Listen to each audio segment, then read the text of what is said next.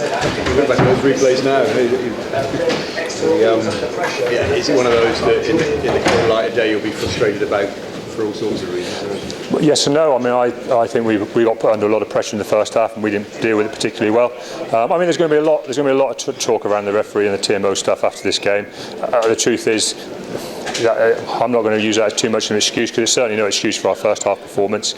You know, we looked uncomfortable in a way attacking, and that's quite unusual for us. And I've actually said to the lads, in some ways I think we've wasted the first half of rugby, because we didn't really express ourselves.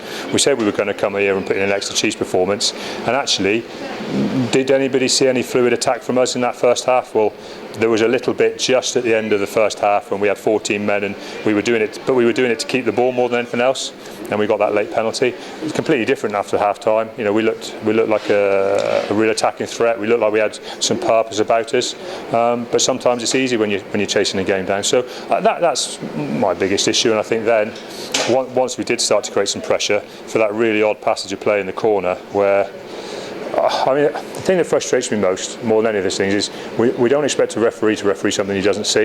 You know, that's the most important thing.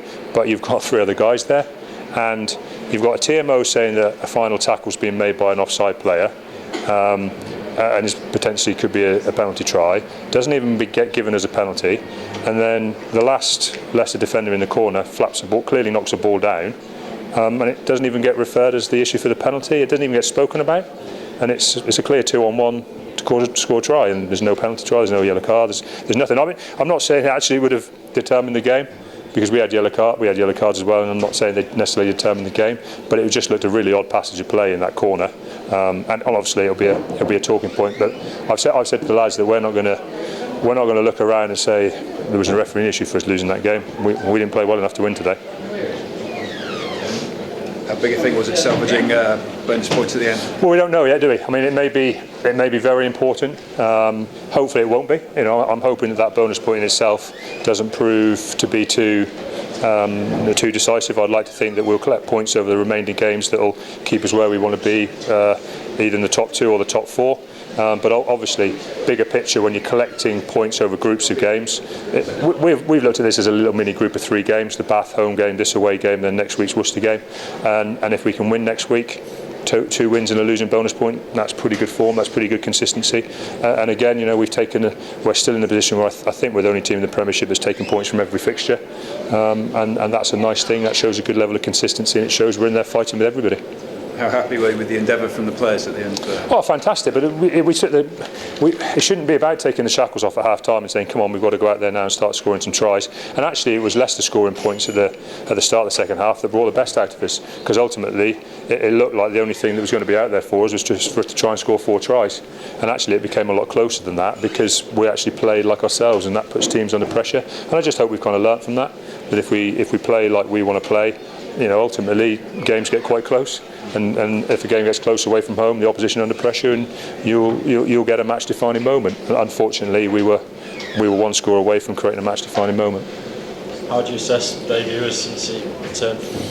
Good. I mean, he's going to be a little while getting fully back to speed, but he's getting some bullocking runs in again, isn't he?